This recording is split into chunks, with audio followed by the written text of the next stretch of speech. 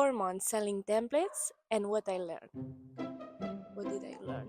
Video, I want to explain you a little bit why I started with a template as a passive income stream and how it's going. I want to analyze what is working better, what is working not so good, and in general some advices, some tips about how to make your templates more appealing and more successful in the marketplace.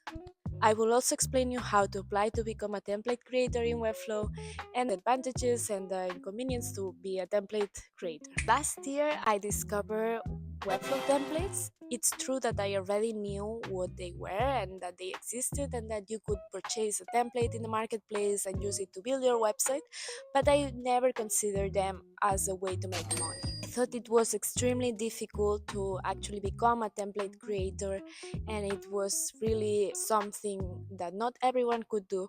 So here in this video I want to explain you that's not the case. Anyone can actually apply to become a Webflow template creator, and that it's actually a really nice way to learn how to build better websites. I also thought that it was really difficult to be accepted by Webflow marketplace team as a template creator, so for a while I never really even considered myself as an option to become a template creator. I also thought that it was like too much work for such a little revenue, that it was not worth how much time you would spend creating these websites, that they should be perfect in order to be published in the marketplace, and a lot of things that were really stopping myself from creating and from making this step. Then one day, I decided to give it a try. Took it as my new personal project where everything was an experiment and I was testing how it would work.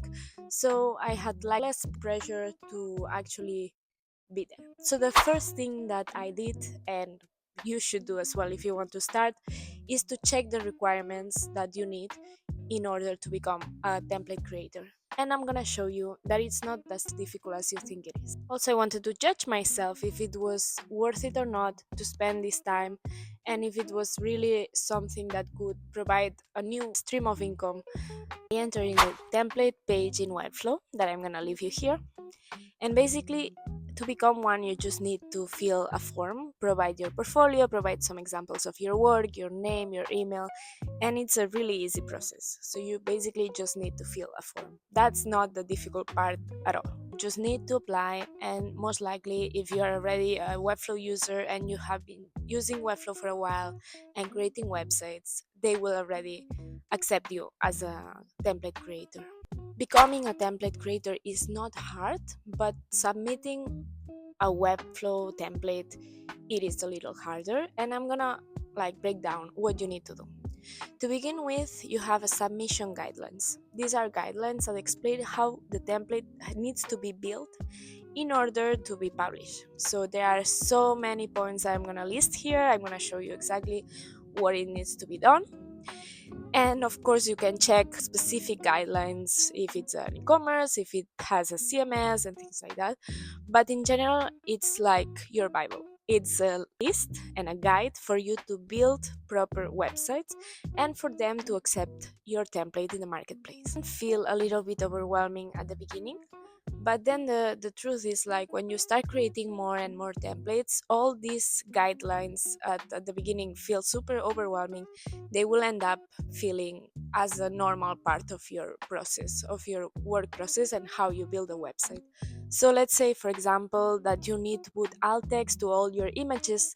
At the beginning, you will have to make sure that all your images have alt text description, but when you have done like 2, 3, 4 templates, you will automatically put the description as something you have to do. That's it. It becomes easier and easier every time. This huge list end up being some guide for you to just build better websites, but the thing is, when you have done some of them, it ends up being really intuitive, and like you automatically already implement those things because you already know how to do it. Also, you have a quality rubric that Webflow team will use to grade your template. That means that if it's not good enough, they will reject you the template directly. They will tell you it's not good enough, so we cannot publish this in the marketplace. So make sure that it's at least rated as good, because you will see that they have several ratings. So if it's rated as good, they will provide you some feedback to improve it. Okay, let's say that they don't reject your template, that it's good enough. What happened then is that you will receive an email, most likely with some feedback from the team, telling you what you need to improve. You have two opportunities to implement their feedback and to make your website much better. Once you are ready with the new feedback that they provide and implementing and making sure that the website is fixed in all the small details that they will ask you to improve, then you reply this email telling them that it's ready for a second revision.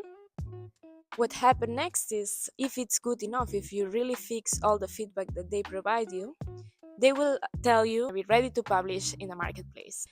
It's quite nice because sometimes they even provide you screenshots or videos about the animations or something that needs to be improved. So, and they give you as well recommendation about things that can be better. So you have a second revision round after this one, and the thing is, like, you shouldn't need it if you follow all their feedback and you implement everything and you improve the website.